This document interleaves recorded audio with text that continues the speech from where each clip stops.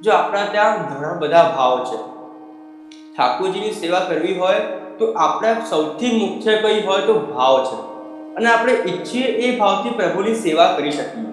આપણા મનમાં હોય કે આપણે પ્રભુની સેવા યશોદાજીના ભાવથી કરવી છે તો આપણે યશોદાજીના ભાવથી કરી શકીએ. આપણને લાગે કે પ્રભુ તો મારા સ્વામી છે અને હું સ્વામીના ભાવથી પ્રભુની સેવા કરું તો આપણે એ ભાવથી સેવા કરી શકીએ. આપણને લાગે પ્રભુ તો મારા સખા છે, પ્રભુ તો મારા મિત્ર છે અને એ ભાવથી સેવા કરી શકીએ. આપણને લાગે કે પ્રભુ તો વ્રજભક્ત, પ્રભુ તો વ્રજાધીશ છે, પ્રભુ તો વ્રજના રાજા છે, હું ગોપીઓ છું, હું ગોપી છું, આપણે એ ભાવથી પણ પ્રભુની સેવા કરી શકીએ. અને છેલ્લે કંઈ ન હોય અને આપણામાં એવું હોય કે પ્રભુ ઠાકોરજી ભગવાન છે અને હું એમનો ભક્ત છું ને એ ભાવથી પણ સેવા કરીએ તો પ્રભુ આપણી સેવા સ્વીકારે. જો આપણે કોઈ પણ ભાવથી કોઈ પણ પ્રકારની સેવા કરીએ, પણ આ બધામાં સૌથી ઇમ્પોર્ટન્ટ, સૌથી જરૂરી જે છે એ છે ભાવ. જો આપણને કોઈ સામગ્રી સિદ્ધ કરવી હોય અને સામગ્રી સિદ્ધ કરવા માટે આપણા પાસે પાત્ર હોય, બધી જ સામગ્રી હોય, ઘી હોય, નમક હોય, બધી જ ખાંડ, બધી જ સામગ્રી હોય, પણ અગ્નિ ન હોય તો સામગ્રી બને ખરી? ન બને. કેમ? કે બધી જ સામગ્રી હોય પણ અગ્નિ ના હોય તો સામગ્રી બને નહીં. તો એ જ પ્રકારે આપણા ત્યાં ઠાકોરજી બિરાજે છે. આપણે ઠાકોરજીની સેવા કરવા તૈયાર છે, ઠાકોરજી આપણી સેવા સ્વીકારવા તૈયાર છે, પણ જ્યાં સુધી ભાવ નહીં હોય ત્યાં સુધી આ કંઈ જ કાર્ય નથી. આપણે કેટલી પણ સેવા કરીએ પણ ભાવથી સેવા કરીશું તો પ્રભુ આપણી સેવા સ્વીકારશે અને આપણા પર કૃપા કરશે. જો હું ઘણી વખત હસતા વૈષ્ણવને કહું છું કે આપણો પુષ્ટિ માર્ગ છે ને એ ક્વોલિટીનો માર્ગ છે, ક્વોન્ટિટીનો નહીં. જો અત્યારે લોકો ક્વોન્ટિટી મેન્ટેન કરે છે કે પેલા વૈષ્ણવ 2 કલાક સેવા કરે તો હું 3 કલાક કરું, એ વૈષ્ણવ 3 કલાક સેવા કરે તો 4 કલાક સેવા કરું. જાણે અંજાણે આજના વૈષ્ણવને કોમ્પિટિશન બનાવી દીધું છે, પણ આ કોમ્પિટિશન નથી. આપણો માર્ગ ક્વોલિટીનો માર્ગ છે. તમે 5 મિનિટ સેવા કરો, 15 મિનિટ સેવા કરો કે 1 કલાક સેવા કરો, તમે જેવો સમય તમે એવી સેવા કરો, પણ એ સેવા કરો એ સાચા ભાવથી, સાચા હૃદયથી અને શુદ્ધતાથી સેવા કરશો તો પ્રભુ તમારી સેવા સ્વીકારશે. તો એ જ પ્રકારે વૈષ્ણવનો આપણા ત્યાં ઘણા બધા ભાવ છે. ઋષિ મહાપ્રભુજી પણ આજ્ઞા કરે છે કે સર્વદા સર્વભાવેન ભજનીયો જાદીપ સ્વસ્યમેવ ધર્મો હિ નામને કવાપી કદાચન. કે સર્વદા સર્વભાવેન ઘણા બધા ભાવથી આપણે આપણા ઠાકોરજીને ભજી શકીએ છીએ. તો મેં હમણાં આપને કીધું ને કે જેનામાં જેવો ભાવ હોય, આપણને પ્રભુમાં સખા દેખાતા હોય, મિત્ર દેખાતા હોય, સ્વામી દેખાતા હોય, આપણને એવું લાગે કે આપણા ઠાકોર 7 વર્ષના નાના લાલા છે, નાના બાળક છે અને આપણે એ ભાવથી સેવા કરવી હોય તો એ ભાવથી પણ સેવા કરે. જો આમાં કેવું છે કે આપણે જે ભાવથી પ્રભુની સેવા કરીશું, પ્રભુ એ ભાવથી આપણી સેવા સ્વીકારશે અને આપણા પર કૃપા કરશે, આપણા પર સારું ભાવ દેખાડશે. તો એ જ પ્રકાર શ્રી મહાપ્રભુજી અહીંયા આ જ આજ્ઞા કરે છે કે સર્વદા સર્વભાવેન ભજનીય ભજાદીપ.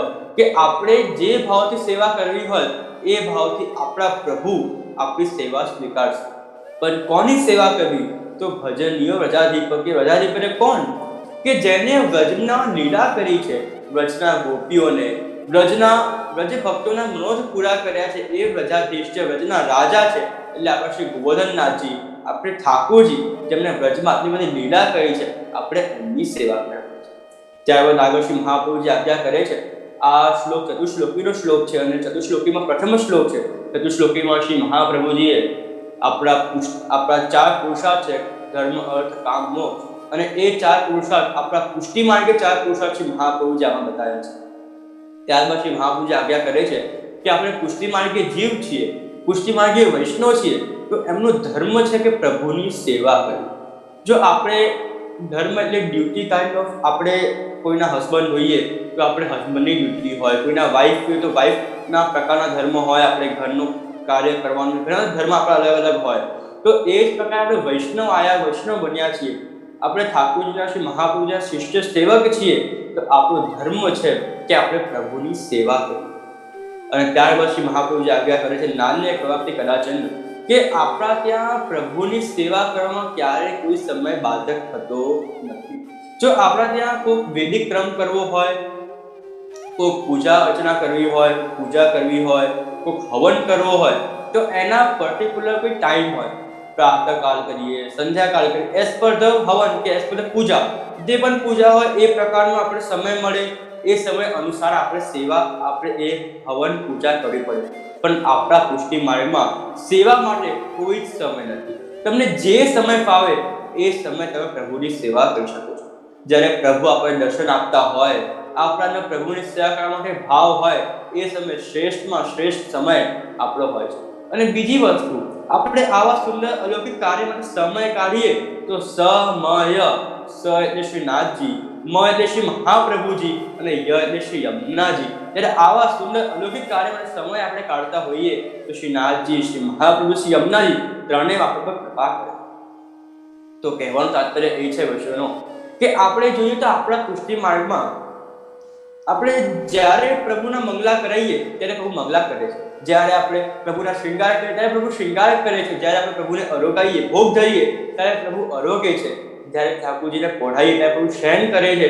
તો આપણે જેમ ઈચ્છીએ પ્રભુ આપણા માટે એમ કરે છે. એવા કૃપાળુ છે. આપણે નિત્ય પ્રભુના 8 વાગે મંગલા કરાવતા હોઈએ અને કોઈક દિવસ ક્યાંક બહાર જવાનું છે, રાત્રે 4 વાગે, વહેલી સવારે 4 વાગે પ્રભુના મંગલા કરાયા, તેમાં ક્યારેય કોઈ દોષ આવતો નથી. કેમ કે આપણા ત્યાં બધા જ સમય પ્રભુના પાસે બધા જ સમય શ્રેષ્ઠ છે. પણ એટલું ખ્યાલ રાખવાનું કે પ્રભુને કમ ન પડે, પ્રભુના સુખનો વિચાર આપણે કરવાનો.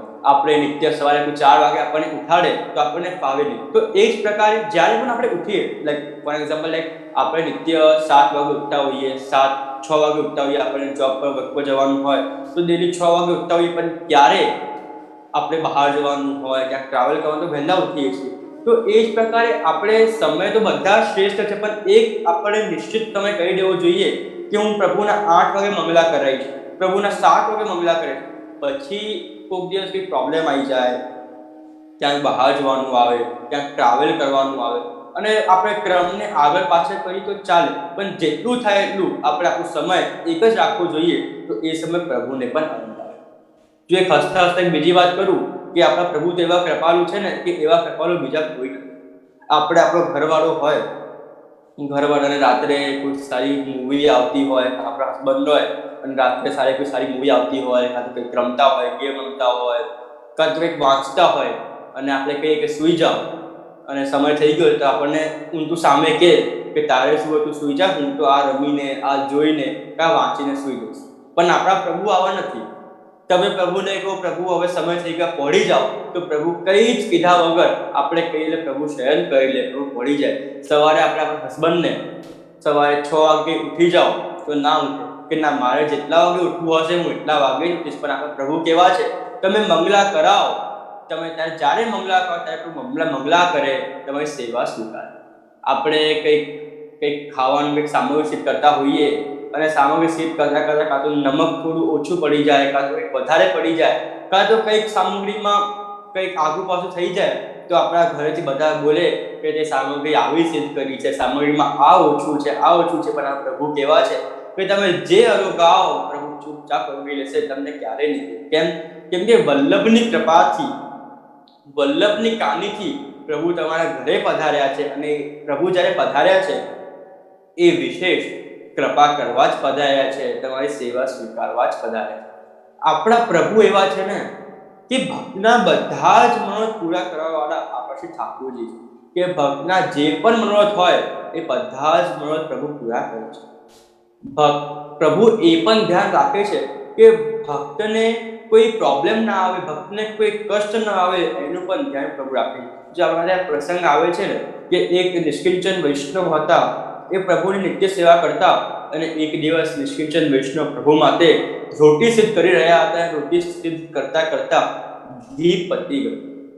જોયું કે ઘી નથી, શું કરું? તો એ નિષ્કિંચન વૈષ્ણવને થયું કે એક કામ કરું, જે 4 રોટી ઉપરની છે એમાં ઘી ચોપી દઉં અને નીચેની 4 રોટી કોરી રાખીશ. ઘી વાળી રોટી પ્રભુ અરોગી લેશે અને પછી નીચેની કોરી રોટી જે છે ઘી વગરની, એ રોટી હું લઈ લઈશ.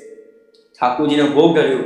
ઠાકોરજી તો એવા કૃપાળુ છે કે વૈષ્ણવ પર ક્યારેક કષ્ટ જોઈ ના શકે, તો પ્રભુએ એવી લીલા કરી કે નીચેની કોરી રોટી પ્રભુ અરોગી ગયા અને ઉપરની ઘી વાળી રોટી એ વૈષ્ણવ માટે રાખી. તો આવા કૃપાળુ આપણા પ્રભુ છે કે વૈષ્ણવ પર કષ્ટ આવે એ પ્રભુ ક્યારે જોઈ શકતા નથી. તો શ્રી મહાપ્રભુજી આના પર આજ્ઞા કરે છે કે ભક્તા વિલાસા ચરિતાનુસારી નિદ્રાતિ ચૌરે યશો વિશારી કુમારિતાનંદિત ઘોષ નારી મમ પ્રભુ શ્રી ગિરદાસ. કે શ્રી ગદાધર સ્તકમાં શ્રી મહાપ્રભુજી આજ્ઞા કરે છે કે આપણા પ્રભુ કેવા છે. કોઈ પૂછે કે ઠાકોરજી કેવા છે, તો ત્યારે શ્રી મહાપ્રભુજી આજ્ઞા કરતા કે ભક્તાભિલાષા ચરિતાનુસાર, કે ભક્તની અભિલાષા અનુસાર ચરિત્ર કરવાવાળા આપણા શ્રી ઠાકોરજી છે. ભક્તના મનોરથ પૂરા કરવાવાળા આપણા શ્રી ઠાકોરજી છે. એક પ્રસંગ આવે જ છે ને કે વિદુરજીના દુર્યોધનનો પ્રસંગ આવે છે કે વિદુરજીના મનમાં હતું કે ઠાકોરજી મારા ઘરે પધારે અને મારા ઘરે પધારીને ભોગ અળોગે એવો મારો મનોરથ છે. તો ઠાકોરજી વિદુરજીનો મનોરથ પૂરો કરવા દુર્યોધનના 56 ભોગને ઠોકર મારીને ત્યાં વિદુરજીના ત્યાં પધાર્યા અને ત્યાં છિલકા આવ્યો. તો એ જ પ્રકારે આપણા પ્રભુ કેટલા કૃપાળુ છે કે 56 ભોગને છોડીને એક એમના ભક્તના વિદુરજીના જે મનમાં જે મનોરથ હતો કે મારા ઘરમાં પધારે એ મનોરથ પૂરો કરવા 56 ભોગ પણ છોડીને પધારે છે. તો આવા કૃપાળુ આપણા ઠાકોરજી છે.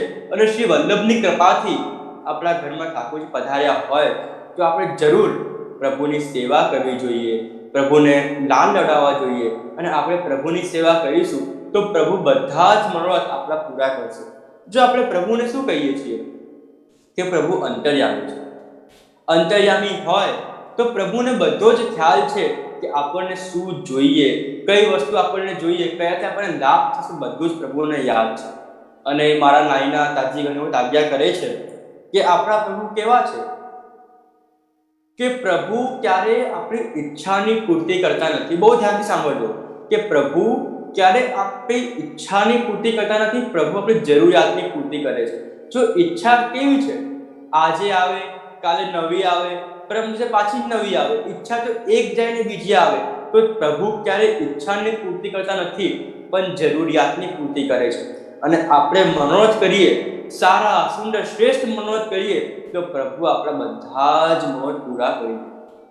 તો એ જ પ્રકારે વૈષ્ણવનો આપણે પુષ્ટિ માર્ગમાં આવ્યા છીએ કે ઠાકોરજી આપણા ઘરે બિરાજે છે તો આપણે જરૂર પ્રભુની ભાવથી પ્રેમથી સેવા કરવી જોઈએ. જો હમણાં એક બહુ સુંદર આપણે પ્રસંગ કહું, એક પ્રસંગ નથી, હમણાં જ આવું થયું હતું કે હું નીચે વલ્લભધામમાં અમારા હવેલીમાં બિરાજતો હતો અને ત્યાં નિજના 4-5 વૈષ્ણવ હતા અને 4-5 વૈષ્ણવ બેસીને અમે સત્સંગ વાર્તાલાપ ચાલતો હતો અને પ્રશ્નોત્તરી ચાલતી હતી કે બધા વૈષ્ણવ મને પ્રશ્ન પૂછતા હતા અને મેં પ્રશ્નોના સમાધાન કરતો હતો. તો એ પ્રશ્નોના સમાધાન કરતા કરતા આ જ વાત ચાલી કે આપણા ઘરમાં ઠાકોરજી બિરાજે છે. શ્રી મહાપ્રભુજી આજ્ઞા કરે છે કે વૈષ્ણવનું કર્તવ્ય છે કે પ્રભુની સેવા કરવી. તો એ કર્તવ્યની વાત ચાલતી હતી તો ત્યાં એક વૈષ્ણવ હતા, થોડા સિનિયર વૈષ્ણવ હતા અને થોડા જાણકાર કહી શકીએ આપણે, વૈષ્ણવ જાણકાર હતા. તો એ વૈષ્ણવે 2-3 વસ્તુ કીધી કે જે શ્રી મહાપ્રભુજી આપણને આજ્ઞા કરે છે. શ્રી મહાપ્રભુજી કહે છે કે આપણે જીવે ઠાકોરજીની સેવા કરવી એ જ એમનું કર્તવ્ય ધર્મ છે. ઘણી બધી વાત કરી. મને થયું કે ના, બહુ સુંદર, આપણે આટલું જ્ઞાન છે, સારું કહેવાય. એટલામાં જ એ વૈષ્ણવ હું કંઈક બોલતો હતો ને એમાં વચ્ચે મને એકદમ સ્ટોપ કરીને મને ટોકીને વચ્ચે બોલ્યા કે જે શ્રી મહાપ્રભુજી આજ્ઞા કરે છે કૃષ્ણ સેવા સદા કરે.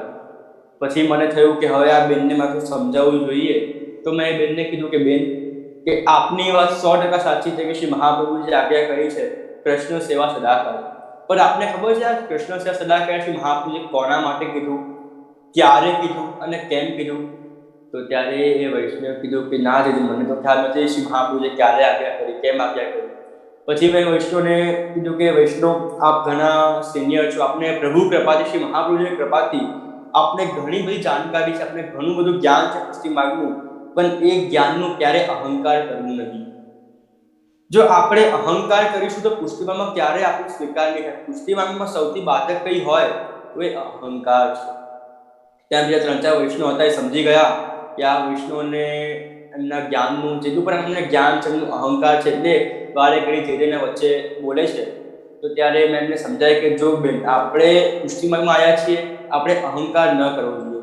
પ્રભુ કૃપાથી હું તો અત્યારે ઘણો નાનો છું, હું તો અત્યારે ઘણું શીખી રહ્યો છું અને પ્રભુની વિશેષ કૃપા છે અને પ્રભુની કૃપાથી આપ જે પણ પ્રશ્ન મને પૂછશો એનો આખો સમાધાન તમને આપી શકું એવી પ્રભુએ મને, એવી કૃપા મારા પ્રભુએ કરી છે ને એવો બળ મને આપ્યો છે કે કોઈ પણ વૈષ્ણવના કોઈ પણ પ્રશ્નના સમાધાન હું કરી શકું. પણ એનો મતલબ એ નથી કે હું શો ઓફ કરું. તો ત્યારે એ વૈષ્ણવ કીધું સાચી વાત છે, મારાથી ભૂલ થઈ ગઈ. તો ત્યારે મેં વૈષ્ણવને સમજાવ્યું કે કૃષ્ણ સેવા સદા કરે પ્રભુએ ક્યારે, શ્રી મહાપ્રભુએ ક્યારે કીધું. અને કૃષ્ણ સેવા સદા કરે, જો વાત થઈ તમને પણ કહું કે કૃષ્ણ સેવા સદા કરે આપણા શ્રી મહાપ્રભુજીએ સિદ્ધાંત મુક્તાવલીમાં કીધું છે. અને આ સિદ્ધાંત મુક્તાવલી ગ્રંથની વાત કરીએ ને તો આ ગ્રંથ ખૂબ જ સુંદર ગ્રંથ છે. એક વૈષ્ણવનું નામ મને યાદ નથી આવતું, પણ એ વૈષ્ણવ શ્રી મહાપ્રભુજી પાસે આવ્યા અને આવીને વિનંતી કરી કે પ્રભુ શ્રી જયરાજ, મારે માનસી સેવા કરવી છે.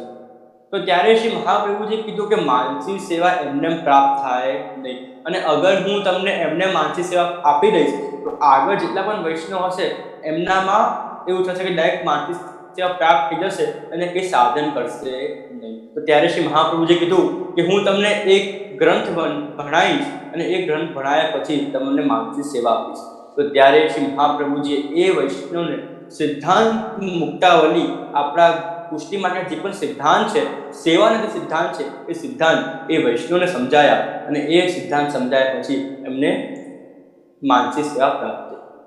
જો આપણા ત્યાં ખૂબ સુંદર શ્રી મહાપ્રભુજી આજ્ઞા કરે છે કે નત્વા હરિમ પ્રવક્ષ્યામિ સ્વ સિદ્ધાંત નિશ્ચયમ કૃષ્ણ સેવા સદા કાર્યા માનસી સા પરમ.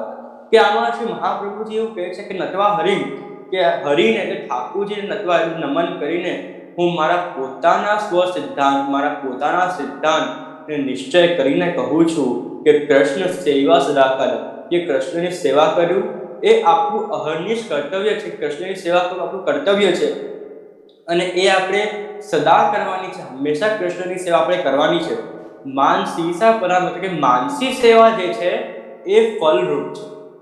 આપણે પહેલા તનુમુચિતા સેવા કરીશું, ત્યારબાદ આપણને માનસી સેવા પ્રાપ્ત થશે.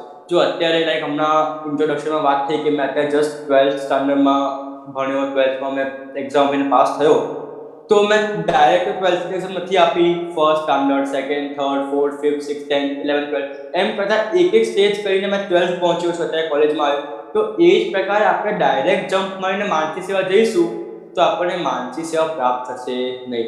પહેલાં આપણે સાધન કરીએ, પહેલાં તનુવચના સેવા કરીએ, પહેલાં પ્રભુની સેવા કરી, સત્સંગ કરીએ. એ સેવા સત્સંગ કરતાં કરતાં એક દિવસ જરૂર આપણને માનસી સેવા પ્રાપ્ત થશે.